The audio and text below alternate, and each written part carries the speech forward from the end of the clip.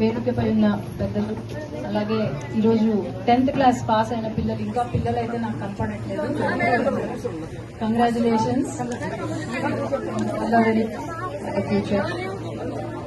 ముందుగా మనోహరన్న గురించి చెప్పాలి. నేను చిన్నప్పటి నుంచి చూస్తున్నాను ఈయనను.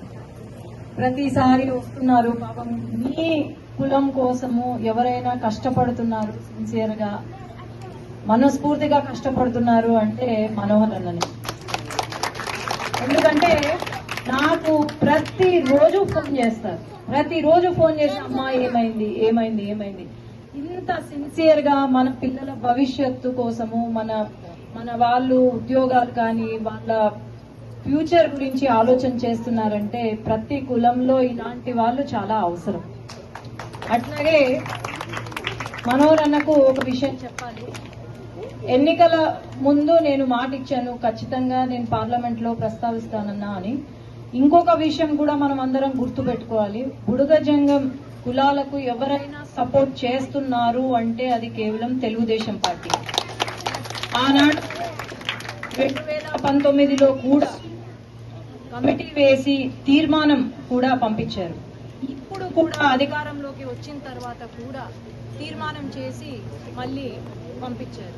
ప్రతిసారి మీ కులం గురించి మాట్లాడేటప్పుడు మన సీఎం గారు ఎంతో చాలా సపోర్టివ్ గా మాట్లాడుతున్నారు. మొన్న కూడా ఎమిగనూరులో అనౌన్స్ చేశారు, లేదు ఖచ్చితంగా బుడగ జంగాలకు ఎస్సీ సర్టిఫికేట్ వచ్చేలాగా చూస్తాము అని చెప్పి మాట ఇచ్చారు.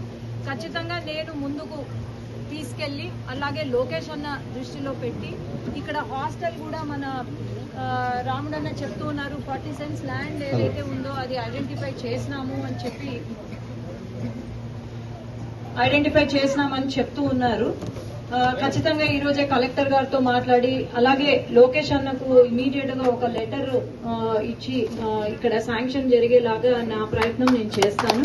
అలాగే మినరల్ వాటర్ ప్లాంట్ అడుగుతున్నారు అన్న, మీరు నాకు ఎస్టిమేషన్స్ ఇచ్చి ఇక్కడ వాటర్ కనెక్షన్ బోర్ కావాలా అన్ని నాకు ఇస్తే రేపే శాంక్షన్ చేపిస్తాను.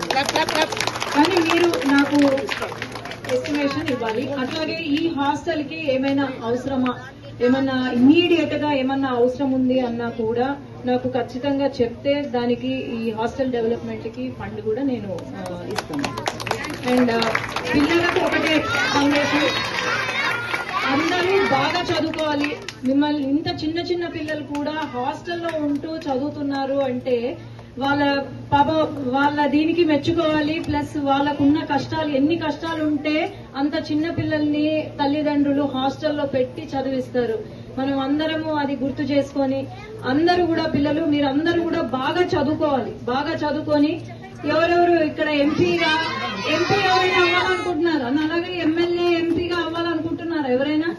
అదో అందరూ ఆడపిల్లలే ఎక్కువ ఎత్తుతున్నారు చేతులు, అందరు ఎత్తుతున్నారు.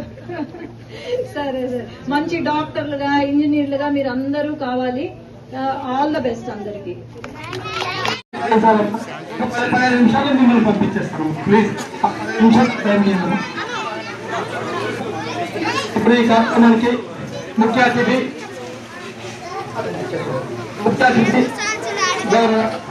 శ్రీమతి బైరెడ్డి శబరి అక్క గారికి హృదయపూర్వకంగా స్వాగతం సుస్వాగతం పలుకుతున్నాం.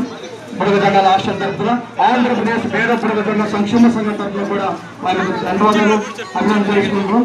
అదేవిధంగా నంద్యాల డిఓ గారికి చెవిని అలంకరించాల్సిందిగా కోరుతున్నాం.